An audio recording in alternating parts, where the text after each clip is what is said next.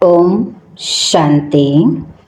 23 मार्च 2026 के ईश्वरीय मधुर महावाक्य हैं। सुनते हैं आज की मधुर मुरली। बाबा ने कहा, मीठे बच्चे, चुप रहना भी बहुत बड़ा गुण है। तुम चुप रहकर बाप को याद करते रहो तो बहुत कमाई जमा कर लेंगे। प्रश्न है, कौन से बोल कर्म संन्यास को सिद्ध करते हैं? वह बोल तुम नहीं बोल सकते। उत्तर है, ड्रामा में होगा तो कर लेंगे। बाबा कहते, यह तो कर्म संन्यास हो गया। तुम्हें कर्म तो अवश्य करना है। बिना पुरुषार्थ के तो पानी भी नहीं मिल सकता। इसलिए ड्रामा कहकर छोड़ नहीं देना है। नई राजधानी में ऊंच पद पाना है तो खूब पुरुषार्थ करो। ओम शांति। पहले पहले बच्चों को सावधानी मिलती है। बाप को याद करो और वर्षे को याद करो।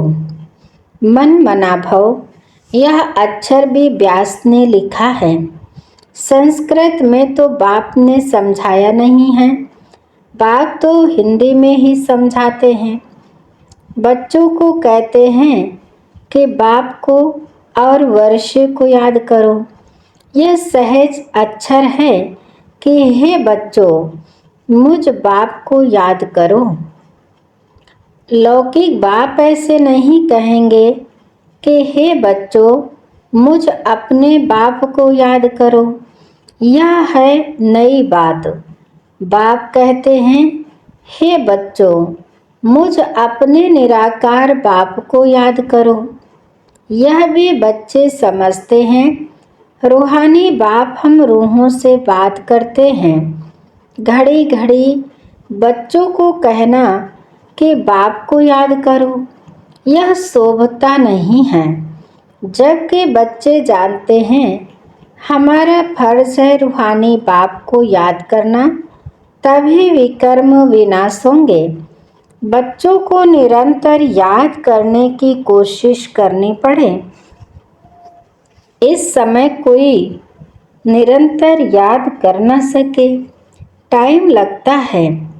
यह बाबा कहते हैं, मैं भी निरंतर याद नहीं कर सकता हूँ।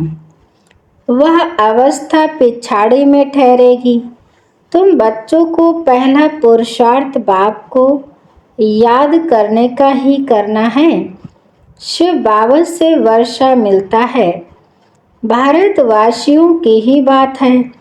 यह स्थापना होती है दैवी राजधानी की, और जो धर्म स्थापन करते उसमें कोई डिफिकल्टी नहीं होती है। उनके पिछाड़ी आते ही रहते हैं। यहाँ देवी देवता धर्म वाले जो हैं उनको ज्ञान से उठाना पड़ता है। मेहनत लगती है। गीता भागवत शास्त्रों में यह नहीं है कि भाव संगम पर राजधानी स्थापन करते हैं।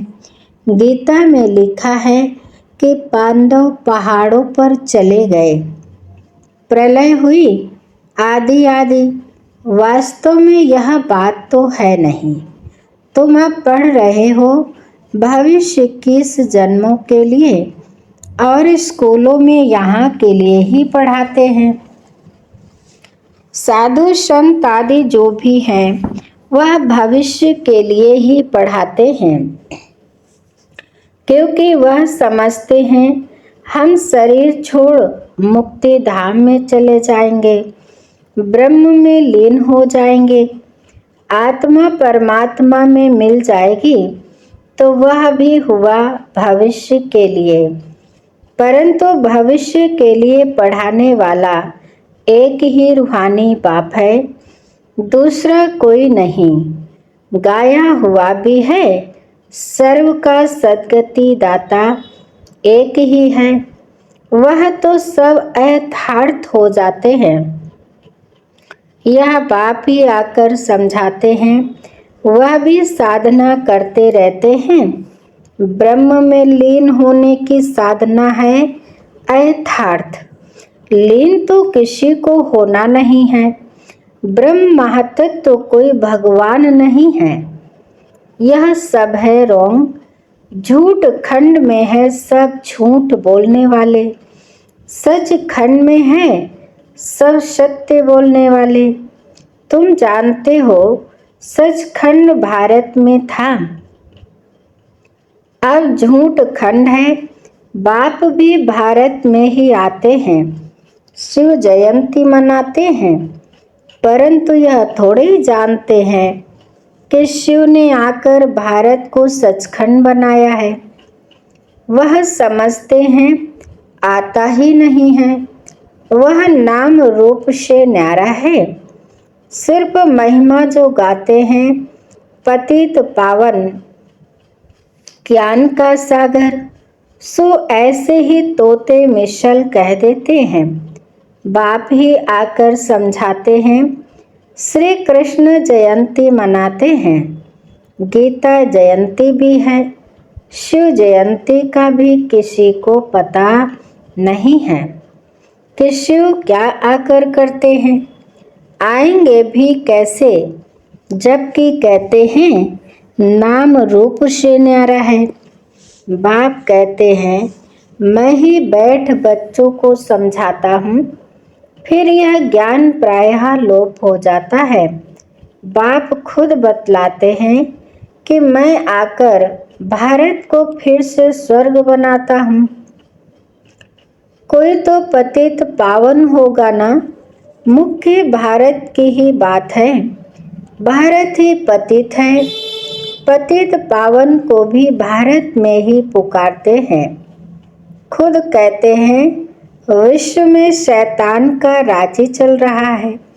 बम शादी बनाते रहते हैं, उनसे विनाश होना है, तैयारियां कर रहे हैं, जैसे वह रावण के प्रेरित किए हुए हैं।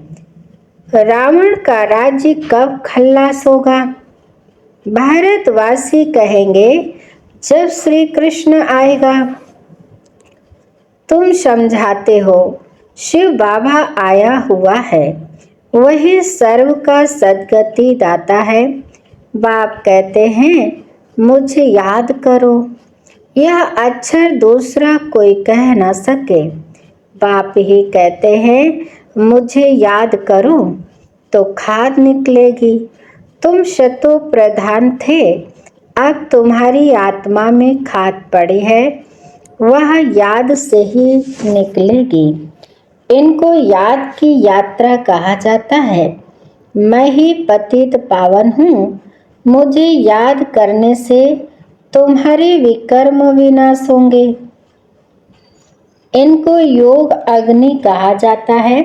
सोने को आग में डालकर उनसे किचड़ा निकालते हैं, फिर सोने में खाद डालने लिए भी आग में डालते हैं। बाप कहते हैं वह है काम चिता, यह है ज्ञान चिता। इस योग अग्नि से खाद निकलेगी और तुम श्री कृष्ण पुरी में जाने के लायक बनेंगे। श्री कृष्ण जयंती पर श्री कृष्ण को बुलाते हैं। तुम जानते हो श्री कृष्ण को भी बाप से वर्षा मिलता है। श्री कृष्ण स्वर्ग का मालिक था। बाप ने श्री कृष्ण को यह पद दिया। राधे कृष्ण ही फिर लक्ष्मी नारायण बनते हैं। राधे कृष्ण का जन्मदिन मनाते हैं, लक्ष्मी नारायण का किसको पता नहीं। मनुष्य बिल्कुल मूंझे हुए हैं। अब तुम बच्चे समझते हो तो औरों को समझाना है। पहले पहले पूछना है गीता में जो कहा है माँ में कम याद करो, यह किसने कहा है? वह समझते हैं श्री कृष्ण ने कहा है। तुम समझते हो भगवान निराकार है, उनसे ही ऊंच अर्थात श्रेष्ठ मत मिलती है। ऊंच ते ऊंच परमपिता परमात्मा ही है, उनके ही जरूर श्रेष्ठ ते श्रेष्ठ मत हुई।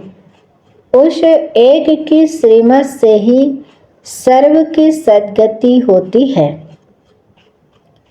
गीता का भगवान ब्रह्मा विष्णु शंकर को भी नहीं कह सकते, वह फिर शरीरधारी श्री कृष्ण को कह देते, तो इससे सिद्ध है कहाँ भूल है जरूर।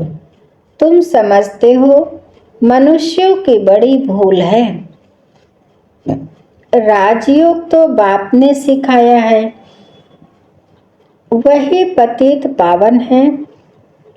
बड़ी भारी भारी जो भूले हैं उन पर जोर देना है। एक तो ईश्वर को सर्वव्यापी कहना, दूसरा फिर गीता का भगवान कृष्ण को कहना, कल्प लाखों वर्ष का कहना, यह बड़ी भारी भूले हैं। कल्प लाखों वर्षों का हो नहीं सकता है। परमात्मा सर्वव्यापी हो नहीं सकता। कहते हैं वह प्रेरणा से सब कुछ करते हैं, परंतु नहीं, प्रेरणा से थोड़े ही पावन बना देंगे। यह तो बाप बैठ सम्मुख समझाते हैं, माँ में कम याद करो। प्रेरणा अच्छा रोंग है। भल कहा जाता है शंकर की प्रेरणा से वंश आदि बनाते हैं, परंतु यह ड्रामा में सारी नोद है। इस यज्ञ से ही यह विनाश ज्वाला निकली है। प्रेरणा नहीं करते, यह तो विनाशार्थ निमित्त बने हैं। ड्रामा में नोद है, शिव बाबा का ही सारा पार्ट है। उनके बाद फिर पार्ट है ब्रह्मा विष्णु शंकर का।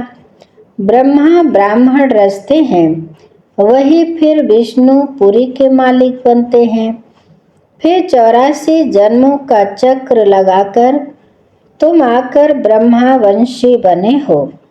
लक्ष्मी नारायण सो फिर आकर ब्रह्मा सरस्वती बनते हैं। यह भी समझाया है कि इन द्वारा एडॉप्ट करते हैं, इसलिए इसको बड़ी मम्मा कहते हैं। वह फिर निमित्त बनी हुई है। कलश माताओं को दिया जाता है। सबसे बड़ी सितार सरस्वती को दी है, सबसे तीखी है। बाकी सितार व बाजा आदि कुछ है नहीं।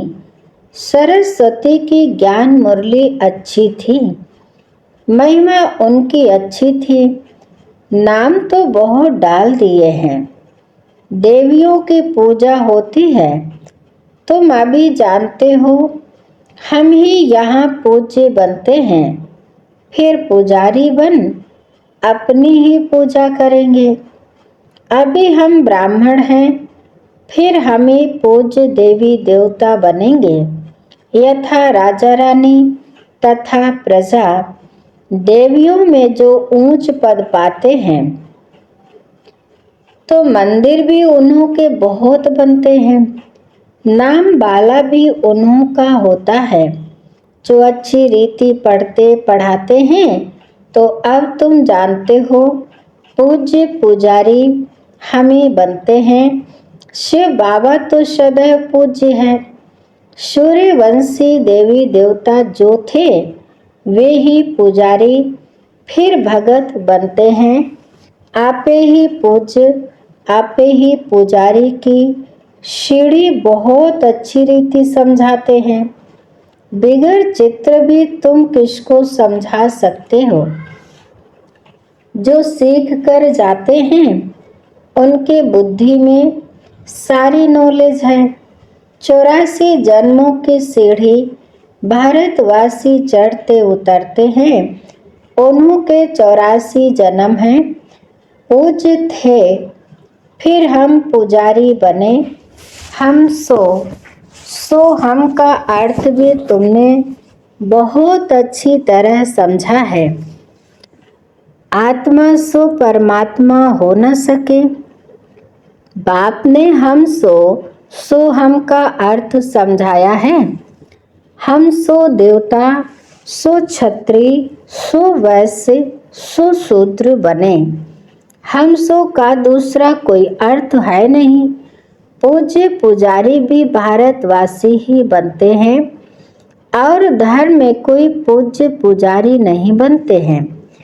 तुम ही सूर्यवंशी, चंद्रवंशी बनते हो। समझाने कितनी अच्छी मिली है। हम सो देवी देवता थे। हम आत्मा निर्वाण धाम में रहने वाली हैं। यह चक्र फिरता रहता है। जब दुख सामने आता है तो बाप को याद करते हैं। बाप कहते हैं, मैं दुख के समय ही आकर सृष्टि को बदलता हूँ। ऐसे नहीं कि नई सृष्टि रचता हूँ, नहीं, पुरानी को नया बनाने मैं आता हूँ। बाप आते ही हैं संगम पर। अब नई दुनिया बन रही है, पुरानी खल्लास होनी है। यह है बेहद की बात। तुम तैयार हो जाएंगे तो सारी राजधानी तैयार हो जाएगी। कल्प कल्प जिन्होंने जो पद पाया है उस अनुसार पुरुषार्थ चलता रहता है। ऐसे नहीं ड्रामा में जो पुरुषार्थ किया होगा सो होगा। पुरुषार्थ करना होता है। फिर कहा जाता है कल पहले भी ऐसे पुरुषार्थ किया था। हमेशा पुरुषार्थ को बड़ा रखा जाता है। प्रारब्ध पर बैठ नहीं जाना है। पुरुषार्थ बिगर प्रारब्ध मिल न सके। पुरुषार्थ करने बिगर पानी भी नहीं पी सकते। कर्म संन्यास अच्छा रोग है। बाप कहते हैं गृहस्थ व्यवहार में भी रहो। बाबा सबको यहाँ तो नहीं बिठा देंगे। शरणागति गाई हुई है, भट्टी बननी थी क्योंकि उन्हों को तंग किया गया, तो आकर बाप के पास शरण ले। शरण तो देनी पड़े ना। शरण एक परमपिता परमात्मा की ही ली जाती है। गुरु आदि की शरण नहीं ली जाती है। जब बहुत दुख होता है तो तंग होकर आकर शरण लेते हैं। गुरुओं के पास कोई तंग होकर नहीं जाते हैं, वहाँ तो ऐसे ही जाते हैं। तुम रावण से बहुत तंग हुए हो, अब राम आया है रावण से छुड़ाने। वह तुमको शरण में लेते हैं। तुम कहते हो बाबा हम आपके हैं। गृहस्थ व्यवहार में रहते भी शरण शिव बाबा के लिए है। बाबा हम आपके ही मत पर चलेंगे। बाप श्रीमत देते हैं गृहस्थ व्यवहार में रहते मुझे याद करो और सबकी याद छोड़ दो। मेरी याद से ही विकर्म विनाश होंगे। सिर्फ शरण लेने की बात नहीं है, सारा मदार याद पर है। बाप के सिवाय ऐसा कोई समझा न सके। बच्चे समझते हैं बाप के पास इतने लाखों कहाँ कर रहेंगे। प्रजा भी अपने अपने घर रहती है, राजा के पास थोड़े ही रहती है। तो तुमको सिर्फ कहा जाता है एक को याद करो। बाबा हम आपके हैं। आप ही सेकंड में सदगति का वर्षा देने वाले हो। राजयोग सिखलाकर राजाओं का राजा बनाते हो। बाप कहते हैं जिन्होंने कल पहले बाप से वर्षा लिया है वही आकर लेंगे। पिछाड़ी तक सबको आकर बाप से वर्षा लेना है। अभी तुम पतित होने के कारण अपने को देवता कहला नहीं सकते। बाप सब बातें समझाते हैं, कहते हैं मेरे नूरे रत्न। जब तुम सतयुग में आते हो तो तुम वन वन से राजाई करते हो। औरों की तो जब वृद्धि हो, लाखों के अंदाज में हो, तब राजाई चले। तुमको लड़ने करने की दरकार नहीं। तुम योग बल से बाप से वर्षा लेते हो। चुप रहकर सिर्फ बाप को और वर्षे को याद करो। पिछाड़ी में तुम चुप रहेंगे, फिर यह चित्र आदि काम नहीं आएंगे। तुम होशियार हो जाएंगे। बाप कहते हैं सिर्फ मुझे याद करो तो विकर्म विनाश होंगे। अब करो ना करो तुम्हारी मर्जी। कोई देहधारी के नाम रूप में नहीं फंसना है। बाप को याद करो तो अंत मति सो गति हो जाएगी। तो मेरे पास आ जाएंगे। फुल पास होने वाले को राजाई मिलेगी। सारा मदार याद की यात्रा पर है। आगे चल नए भी बहुत आगे निकलते जाएंगे। अच्छा, बाप दादा बच्चों से नमस्ते करते हैं। मीठे मीठे सिकिलधे बच्चों प्रति माता पिता बाप दादा का याद प्यार और गुड मॉर्निंग। रूहानी बाप के रूहानी बच्चों को नमस्ते। हम रूहानी बच्चों के रूहानी माता पिता बाप दादा को याद प्यार और नमस्ते नमस्ते नमस्ते, गुड मॉर्निंग, शुक्रिया बाप दादा। धारणा के लिए मुख्य सार नंबर 1, किसी देहधारी के नाम रूप में नहीं फंसना है। एक बाप की श्रीमत पर चलकर सद्गति को पाना है, चुप रहना है। नंबर 2, भविष्य 21 जन्मों के लिए अच्छी रीति पढ़ना और दूसरों को पढ़ाना है। पढ़ने और पढ़ाने से ही नाम वाला होगा। वरदान है मनमत परमत को समाप्त कर श्रीमत पर पद्मों की कमाई जमा करने वाले पद्मा पदम भाग्यशाली भव।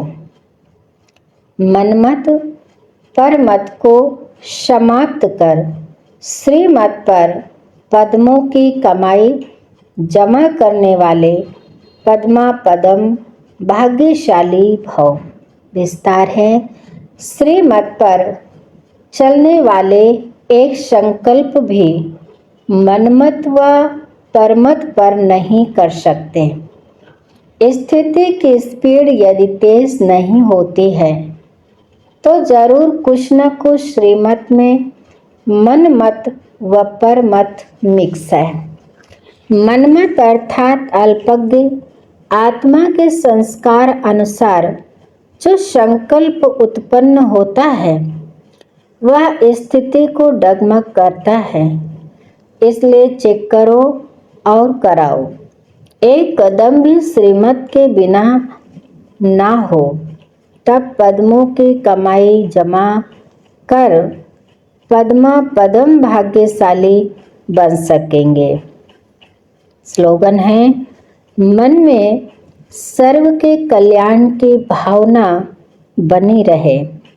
यही विश्व कल्याणकारी आत्मा का कर्तव्य है।